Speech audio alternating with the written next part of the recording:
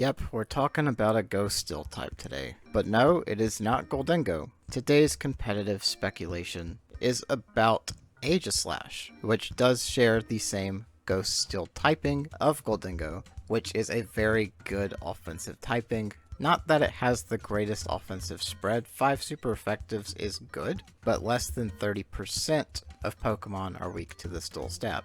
What does make this typing good offensively is the very low resist spread, which gives this typing a lot of offensive consistency. And having super effective on Ghost and Fairy is really good in Scarlet and Violet because those are very common typings. Now, defensively, it is also pretty good.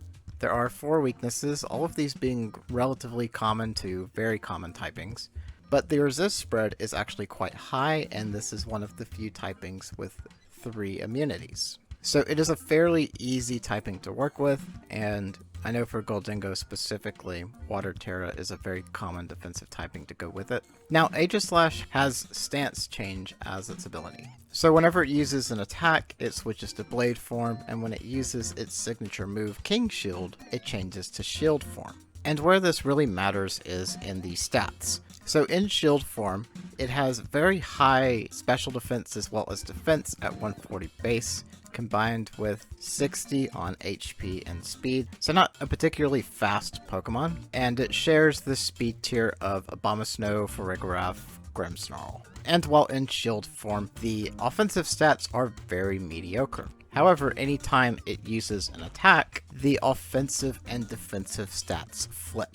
So now you have very high offense on both physical and special attack at 140 base. Problem is, while you're still in Blade form, you have very low bulk. So if we take a look at the potential of that bulk, I have a blank set Aegislash Shield form here, because the offense of Shield form doesn't matter, and without any investment in the bulk stats, fighting the Pikalytics Flutter Mane, it does actually take a super effective Shadow Ball with a few percent to spare. And considering how much slower Aegislash is than Flutter Mane, the Flutter Mane is most likely to attack first, thus hitting Aegislash in Shield form. Unless you try to go for a Shadow Sneak. So if we switch over to the Blade form of Aegislash and just run an Adamant Life Orb 252, that Shadow Sneak is capable of a one-hit KO onto Pikalytics Flutter Mane. However, you're gonna need the Life Orb bonus for that one-hit KO to be guaranteed.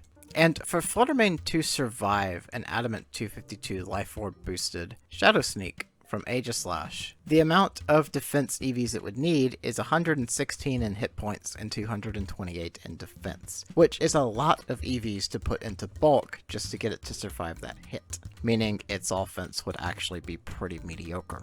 So for the vast majority of Flutter Mane builds, this Aegislash has a guaranteed one-hit knockout using Shadow Sneak onto Flutter Mane as long as it does not terrestrialize, because this is too much bulk to invest for Flutter Mane to actually be useful. Now, if you are running Aegislash Special and you're running Modest 252, also with a Life Orb, that Flash Cannon is a guaranteed one-hit KO. And even without any investment, the Iron Head is a one-hit KO as well as Shadow Claw. So with Aegislash being able to take one hit from Flutter Mane, as long as it's not a Life Orb Flutter Mane, then Aegislash is actually a pretty decent answer to Flutter Mane, just because it is very likely to take the hit. Now, if you wanted Flutter Mane to live that Flash Cannon, you would need 244 on both hit points and special defense, unless you were to run a special defense boosting nature. Which, this is the majority of your EVs, which is not practical just to try and live this particular Flash Cannon. You're better off with a defensive Terra. Now, going over some of its moveset, we do have its signature move, King Shield, which is a protect move that lowers the attack stat of any attacker that makes direct contact. This is basically a better form of protect, and you would always run this on Aegislash because it synergizes with Aegislash's ability to allow you to alternate between Sword form and Shield form. Now, I showed some of the good offensive moves, but some of the additional stab moves this gets is Shadow Ball and Gyro Ball. As for coverage, we have Close Combat, Air Slash, Brutal Swing, Psycho Cut, Brick Break, Rock Slide, Solar Blade, Theory Cutter, Night Slash, Aerial Ace, and even Head Smash, which is interesting. And for the more supportive moves, obviously there's King Shield, but also Metal Sound, Iron Defense, Power Trick, which is really odd, and I'm not entirely sure how it works on this Pokemon. Swords Dance, Reflect, Screech, Rain Dance, Sunny Day, Destiny Bond, and even Wide Guard. And while I forgot to mention it, it does also get Steel Beam, but that's not a particularly consistent move, so I would not go for that.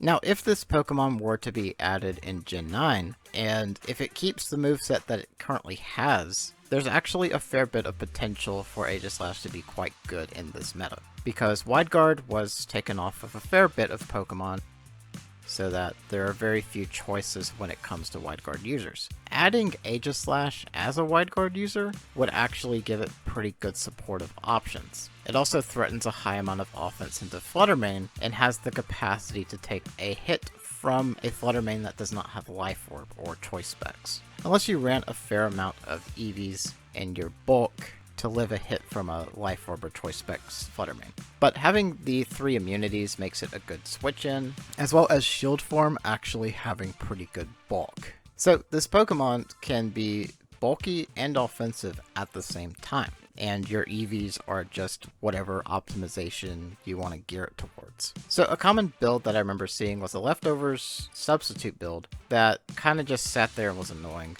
But I've also seen Swords Dance builds for this, and typically the coverage move that they run is Sacred Sword if they are running 3 attacks, but it's rare that they run 3 attacks because it's not really necessary to run a coverage move on something with such a consistent offensive typing. I think Aegislash would actually have a point in Gen 9's meta, because the option of changing its Terra type does give it some more unique ways to play, in that a defensive Terra combined with its pretty good bulk and shield form would allow it to just soak some hits and then switch to blade form and dish out high amounts of offense. But this Pokemon is best suited when you are getting good reads on your opponent. So it's kind of a higher skill Pokemon to play because of how its mechanics work, but I do think it could be quite rewarding in this gen, especially since it does have a pretty good matchup into Flutter Mane, and consequently may also have a decent matchup into Goldingo. But again, it requires some pretty good play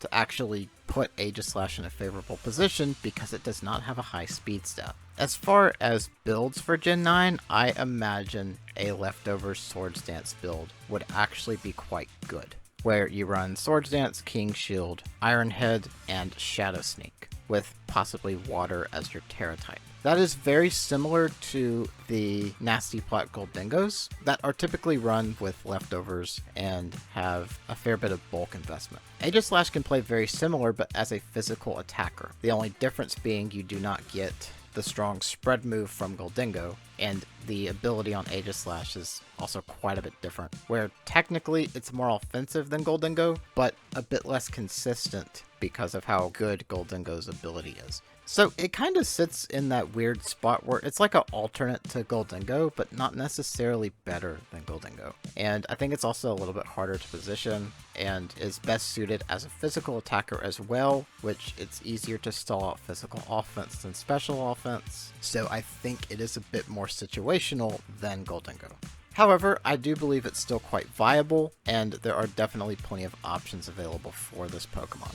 But I would not bring it against Urshifu, just because it kind of invalidates Aegislash's entire gimmick. So I'd put it somewhere around maybe the high C, low B tier area as a reasonably good option, but a little bit hard to set up, which would definitely be enough to keep it out of the top 10 most used list.